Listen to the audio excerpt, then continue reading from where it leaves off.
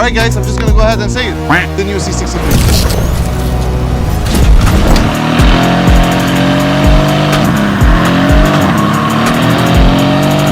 Second AMG chose to replace that V8 with a hybrid 4-cylinder.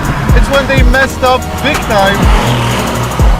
Lifting the hood, you want to see a bi-turbo V8, not a hybrid 4-cylinder. So if we take a look at the design of the C63, it hasn't aged a day, even though it's 7 years old, and it doesn't look better than an M4. You guys remember I did the back-to-back episode with the C63 and an M4, and I still believe to this day the F82 is much better looking than this car, even though it's still very classy. This is the previous generation C63 of the W205 LED lighting elements, as you can see, which by the way, change from dark blue into white when you turn on the car. Carbon fiber side mirrors, automatic tailgate.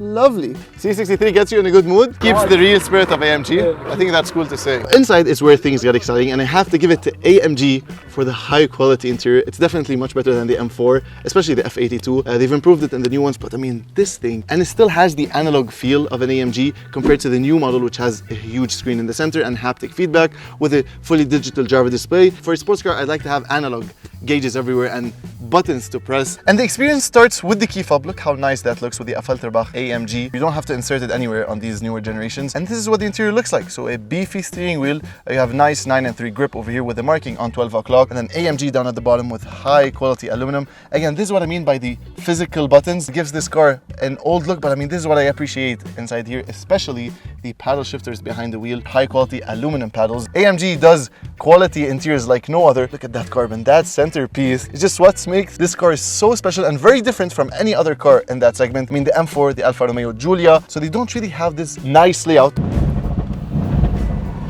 So you have to hit a sweet spot for it to burble around 3,000 to 4,000 RPMs.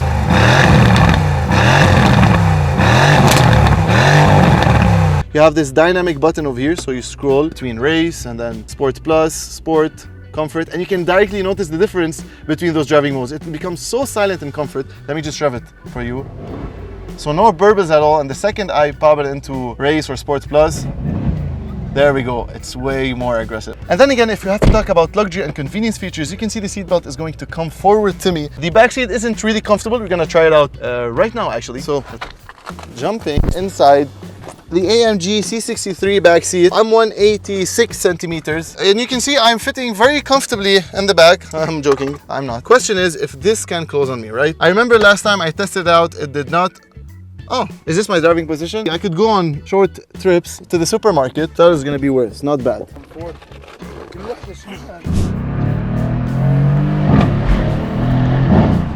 All right, so setting off in the AMG C63 S.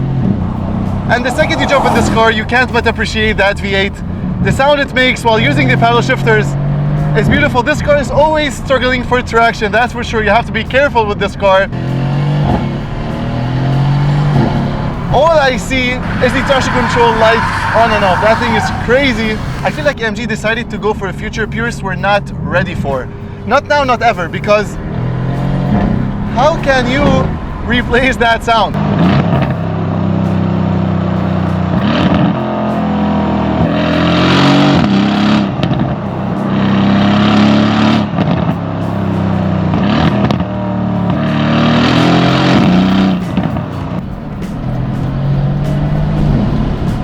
Handling is superb in this car because this car combines luxury at its finest and then the power and the raw performance of an AMG. It's very comfortable. The seats do hold you in very nice. These bucket seats have very nice bolstering on either sides, and the seat belt, I really like the color of it, by the way. Accelerating.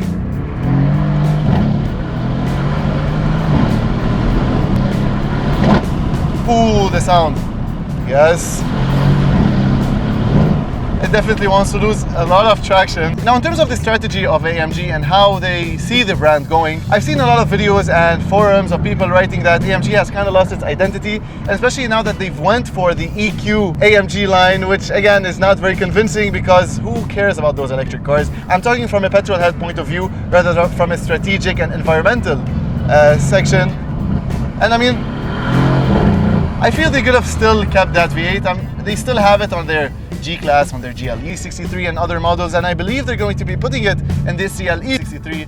But I mean, the C is so sad that they decided just to to kill it. And don't get me wrong, the new technology on the 4-cylinder is obviously insane. I've driven the A45 briefly before, and we all know that this is one of the most powerful 4-cylinder engines ever made. So I know where AMG is coming from, and I know that it's probably going to be a very good car to drive. I feel like at this point it's not about performance and it's not about mere numbers, because really you buy these cars to enjoy the driving experience. You want to hear that high revving V8, and most roads don't really have that capacity to enjoy that insane performance that you're getting.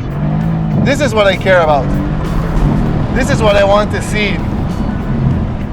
A car with charisma, with a soul, and I feel like this is one of the last C's to actually have a soul. So if you can get your hands on one, I say you do it, because once it's dead, it's dead. Wow.